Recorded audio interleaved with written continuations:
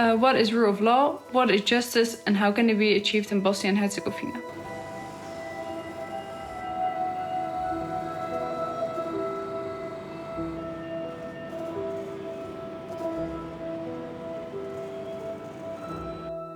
This project is really about bringing together students from the Netherlands with students from Bosnia and Herzegovina who are interested in topics of international law and transitional justice, and to allow them to interview witnesses of the Bosnian War and the Srebrenica genocide.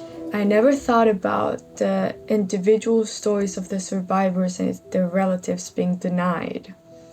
And after hearing the stories and how much it continues to hurt them and everything, I've come to realize that this is definitely an under-addressed part of justice.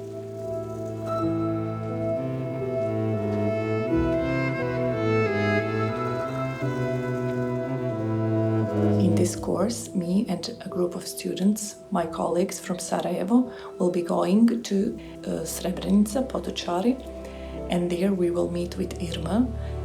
She is a genocide survivor.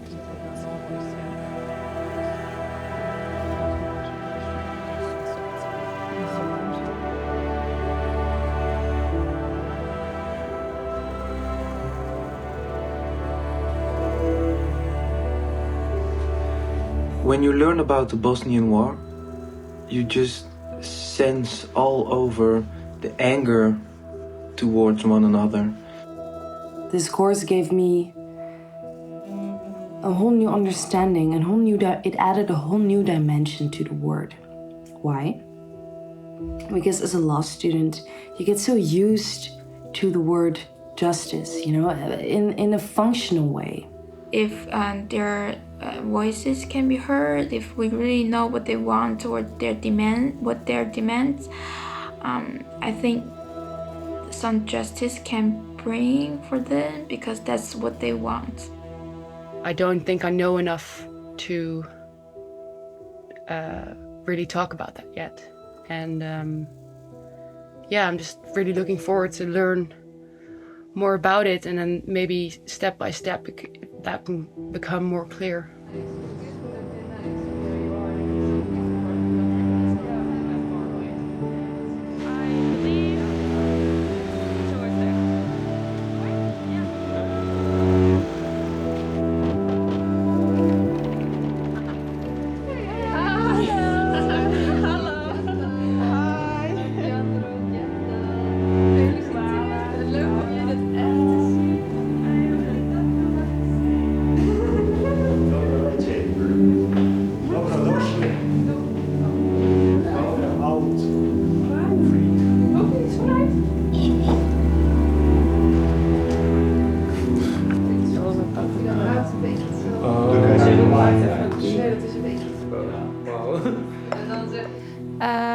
Well, I cannot start just during the war, because when I think of Srebrenica, I just get a bit happy about it because I think of Srebrenica before the war, and it was such a nice place to live and to grow up. Everybody knew everybody, and we went often to Peručac Lake to swim, to barbecue and stuff like that. It was the place that lots of people came to vacation because we had this Guber spa with healing waters. So when I think about Srebrenica, that's the image that I have in my head. And when I speak with other people about Srebrenica, everybody wants to talk immediately about the war and horrors during the war. So that's the image that I have of Srebrenica. And then suddenly, war started. Yeah, sorry. Do I just jump into the questions? Or? Okay. Prvo pitanje, koliko ste imali godina kad je rat počeo? Imao sam 21 godinu kad je počeo rat u Bosni. Živio sam, bio sam oženjen, živio sam sa roditeljima u njihovoj kući.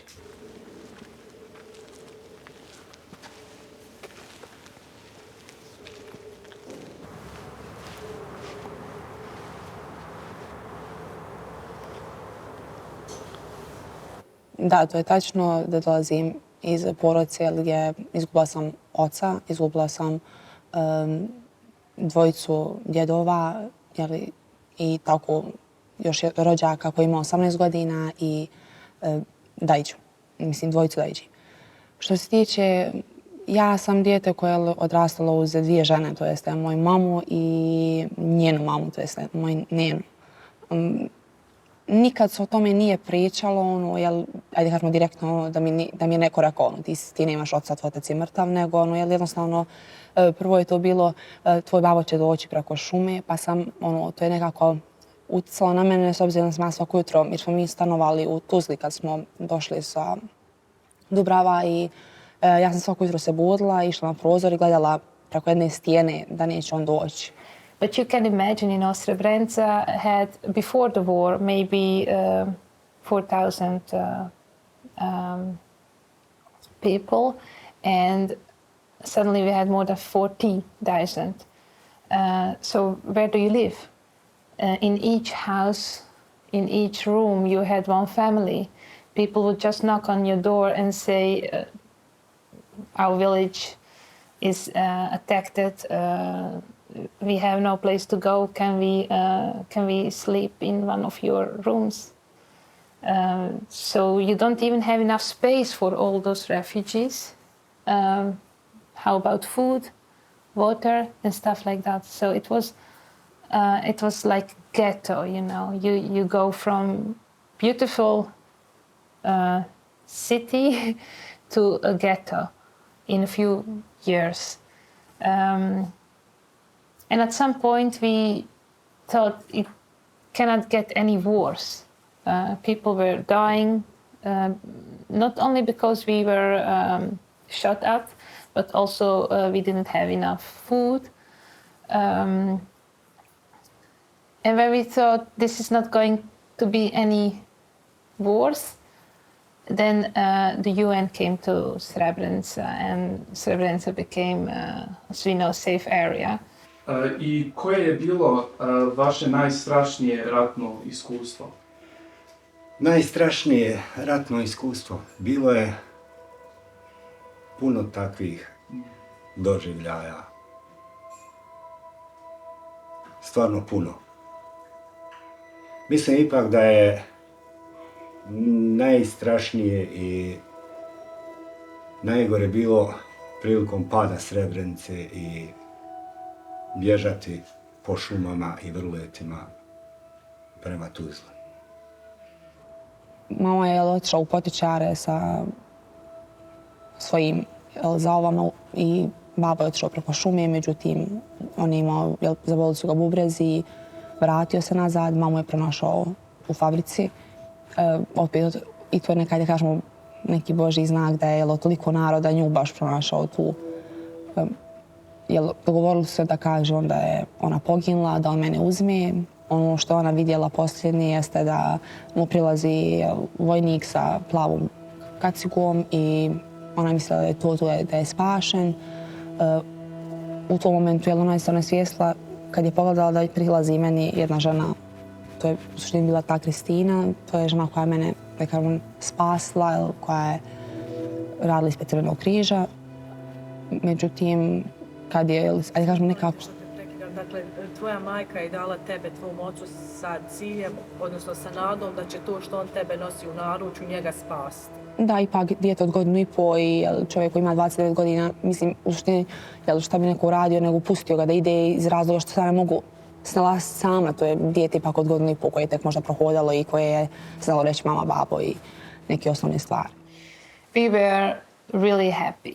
Yeah, I remember there was some rumors about UN is going to come to Srebrenica, and we didn't believe it. Like every time it was a big, huge disappointment. And at some point I remember loud sound, the sound of a transporter rolling over the road. But I didn't know what it was. So it was really loud, and I was sitting in our living room, and I went on the balcony, and I could hear where the sound is coming from, and I was looking at that direction, And in Bosnia, the ways are not just straight. You have lots of mountains, so you don't see far away. You just hear it, but you don't see it. So you don't know if the Serbs force are coming or something else. And I thought, this is it, they are coming into the town and this is the end. And at that point, I remember seeing white, something white, and only this color, I was shouting and jumping, and I said, they are here,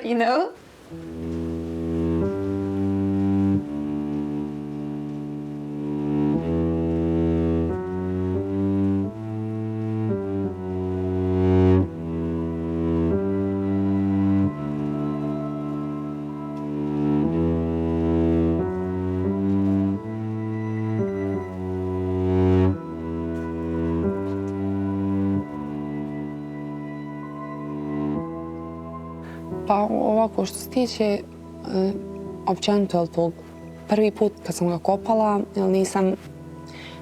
ja sam znala da će to biti teško i da će to boliti.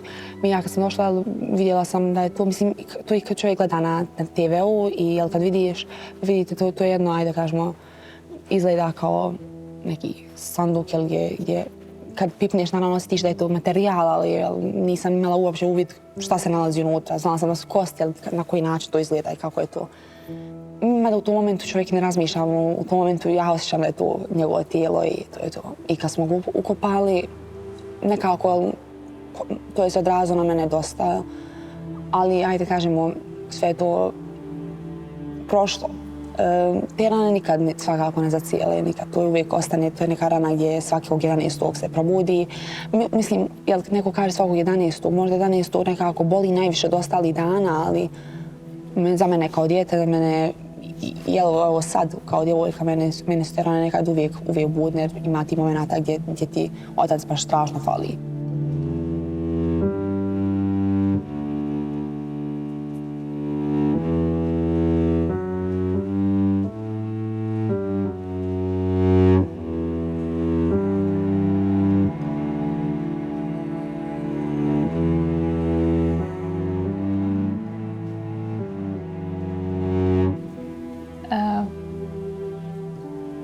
In the beginning, we thought they are going to protect us, and it wasn't just one moment, After some time, you just realize, okay, they are here just to watch.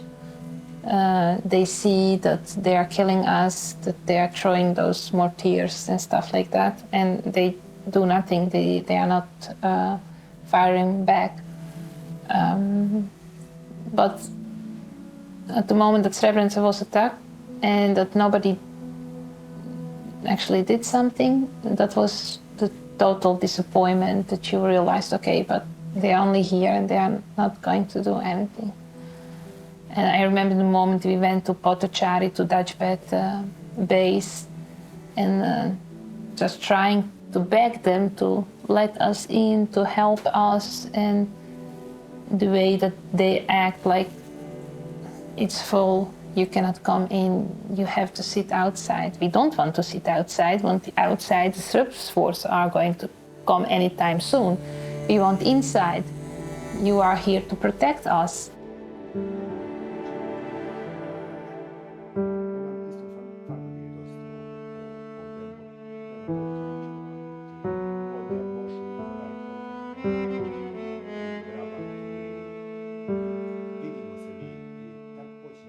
Možete li nam reći kako ste se uspjeli spasiti i preživjeti genocid u Srebrenici?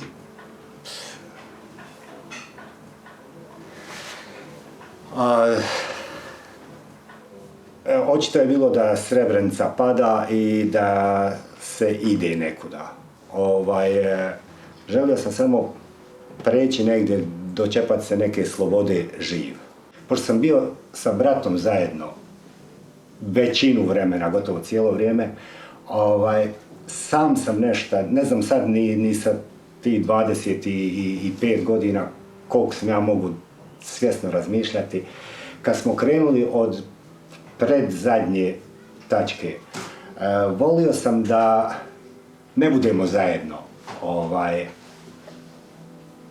Ako bude nešto, onda poginut ćemo oba dvojica. Da nismo zajedno, pa nek pređe makar jedan.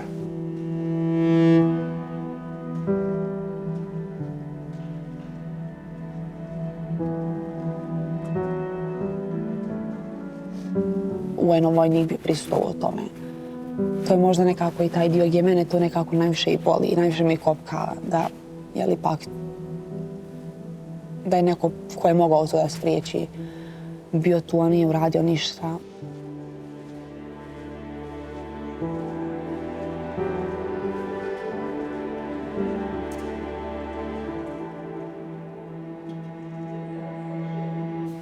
Do you think that justice can truly be achieved without this part of holding the UN accountable?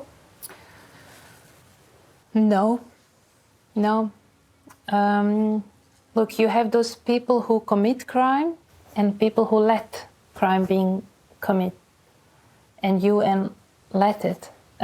So I think that UN should be accountable for this part of crime. Za mene pravda ne može biti zadovoljena nikad iz razloga što mog babu i taj moj period koji sam ja provela bez njega ne može ništa promijeniti, ništa ne može utjecati na to i tu pravde nema. Jel sad da imam mogućnost da nekom presudim ja lično, opet ne bi to bila pravda, nije to ono što je možda mene nekako i boli, to što niko ne mari za to kako se žrtve osjećaju i upravo sad pravda za njih, jel, niko nije pitao njih, jel, šta je za vas pravda, šta vi mislite, mislim, ja ne mogu na to opet, kažem, utjecati ništa, ali... Pravda u ovom trenutku, pravda bi bila da svi koji su okrvavali svoje ruke i uradili što nisu trebali, da odgovaraju za to. Well, is justice served? Some say in part. I don't know if justice can be served in part. So my answer would be no. You cannot serve justice just in part. It's completely or not. And you cannot say, okay, only in Srebrenica genocide happened. That is what we got. I mean, it was the same army, the same ideology, same people who committed all those crimes in all Bosnia, in West, in Eastern Bosnia, 3 years long. They only proposed was to clean that part of Bosnia of others.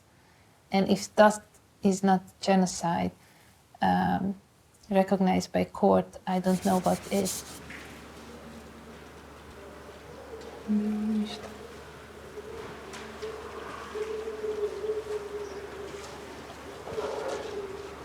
Ako ovo bila glavna baza UN-a, ako on bio tu, kako on nije bio onda u zaštićenoj zoni?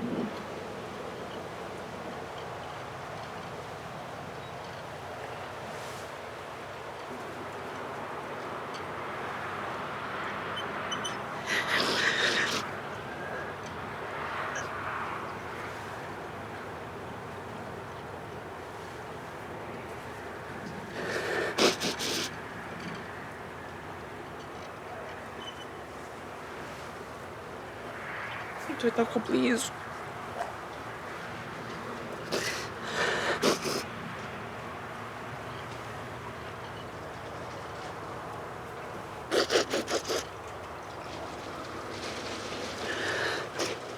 I nemoguće da niko to nije vidio, da mene i njega razdvajaju.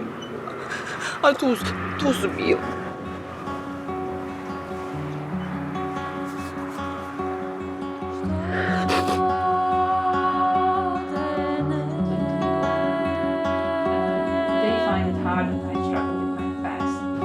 Have a nice day. Yeah, you too. Bye.